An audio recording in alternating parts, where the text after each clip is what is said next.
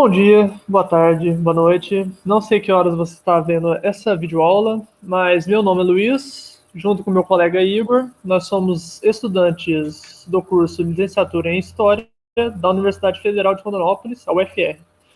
E fazemos parte do programa residencial pedagógica vinculado ao governo federal. Hoje a gente vai numa breve explanação sobre a questão da Primeira República no Brasil. A Primeira República, a gente pode só trazer bem brevemente, vai de 1089 a 1930. Então, nesse período, teve várias questões políticas, sociais, principalmente econômicas, que vão marcar bastante essa época, principalmente algumas características bem peculiares ali desse breve recorte temporal. Então, a Primeira República nos anos iniciais. Então, pessoal, antes da gente entrar realmente na questão da República, vamos falar um pouquinho sobre os motivos que levaram a essa república. Provavelmente vocês já devem ter visto isso no conteúdo anterior, sobre a questão do Brasil e Império, mas para a gente recapitular bem rapidamente, eu separei alguns tópicozinhos aqui que eu acho que podem elucidar bastante essa questão que vinculou e que trouxe a questão da Primeira República. Então vamos lá. O primeiro tópico que eu acabei trazendo foi a questão da forte oposição populacional ao trabalho escravizado. Então, principalmente bem no final ali do Império, a forte pressão midiática e de alguns pensadores na época e abolicionistas foi bastante forte em relação à abolição da escravatura. Então, isso até fazendo uma forte pressão em cima, propriamente, do Dom Pedro na época. Então, tipo, o Dom Pedro, além de ter embate, principalmente com a mídia na época, ainda foi perdendo de pouco em pouco o apoio populacional que ele tinha até então. Outro ponto que a gente pode trazer é o conflito entre militares e o próprio imperador Dom Pedro na época. Então, se a gente for trazer bem brevemente, eu acho que vocês já devem ter estudado sobre a questão da Guerra do Paraguai, ali em 1864. Então, ao final da Guerra do Paraguai, então, o Império, ele antes do apoio militar brasileiro entrar realmente na guerra, o Império prometeu um ressarcimento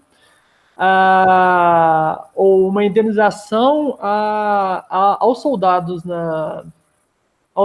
durante a guerra. Então, mas após o fim da Guerra do Paraguai, essa indenização não foi cumprida. Então, o Dom Pedro perde mais um apoio, que era os militares na época. Principalmente, uma coisa importante que é para a gente reforçar aqui, que é a questão que, pós-Guerra do Paraguai, a corporação dos militares saiu bem mais forte que a visão imperial que tinha na época. Então, o próximo tópico é o conflito entre a Igreja Católica e Dom Pedro. Principalmente, você deve ter visto falar que a questão, principalmente da Igreja Católica e principalmente o Império, que eles tinham quase uma relação de apatrinhado. Mas só que esse conflito se dá principalmente quando a Igreja Católica começa a repreender a questão dos maçons na época. Só que Dom Pedro é bem próximo das pessoas que eram maçons na época. Então, com o decreto católico da apreensão dessas pessoas, Dom Pedro é contra e acaba prendendo alguns padres na época. E isso acentuou mais ainda a desavença entre essa corporação.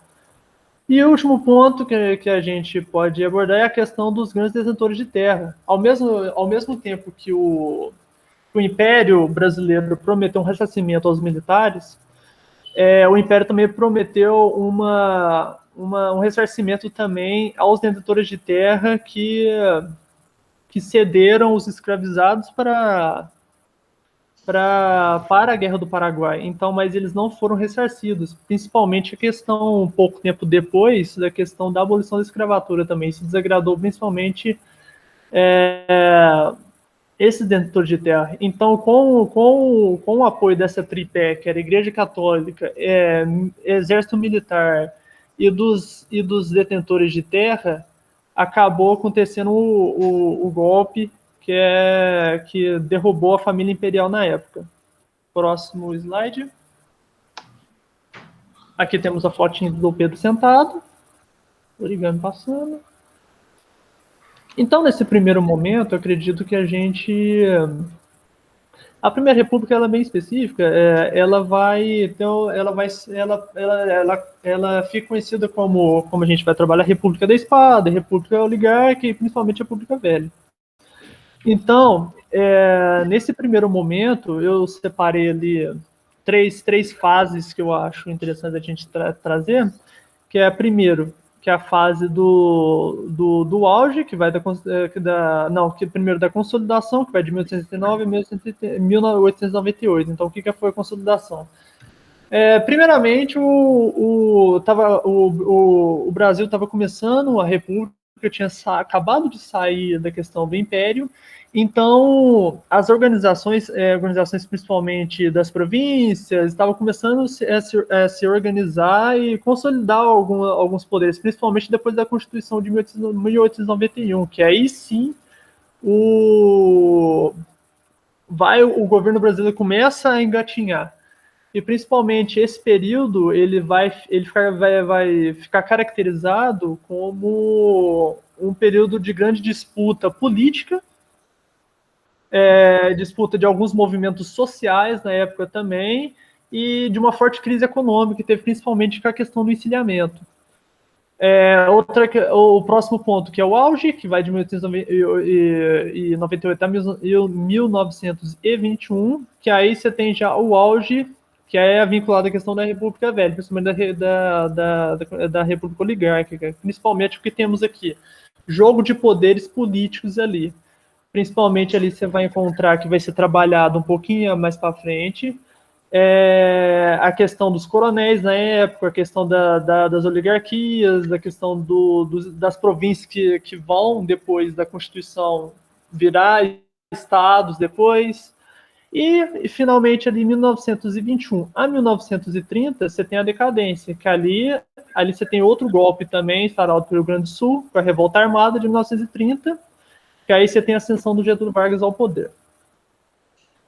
E brevemente ali, nesse segundo ponto ali, esse primeiro momento, que era a República Velha, vai ser caracterizado pela República da Espada, onde você tinha a figura de dois militares na época, que era o Deodoro da Fonseca, conhecido também como Manuel Deodoro da Fonseca, e depois da sua retirada do poder, vai ter o seu vice, que é o Floriano Peixoto. Próximo.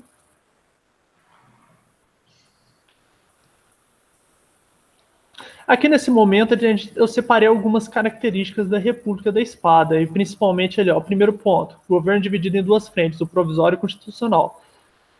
Nesse primeiro momento a gente abarca principalmente do governo do Manuel Deodoro da Fonseca. Então, ali nesse primeiro momento você tem o governo provisório, que é antes da Constituição, que estava começando ainda o governo brasileiro se separar de algumas características imperiais, e propriamente pós-Constituição de 1891, que você tem toda uma reorganização de leis, de política, de economia, principalmente.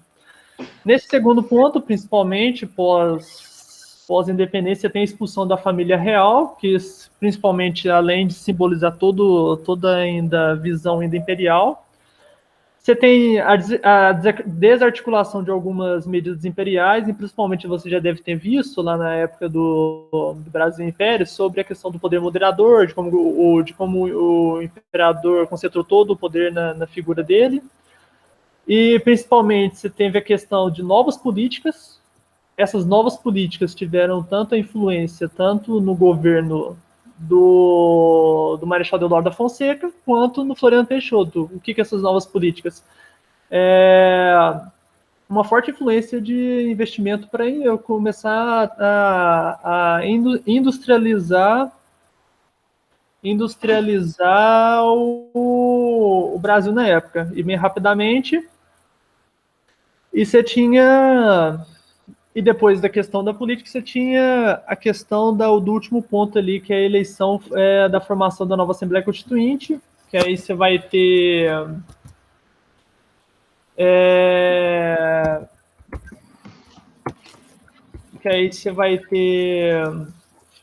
uma formação para uma reunião para formatar essa questão da Constituição de 1891. Pode passar.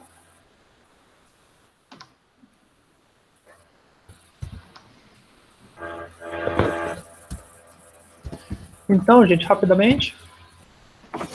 Então, só para encerrar aqui, só para encerrar aqui rapidinho, gente, eu vou encerrar bem rapidinho aqui, então a gente continua na próxima aula.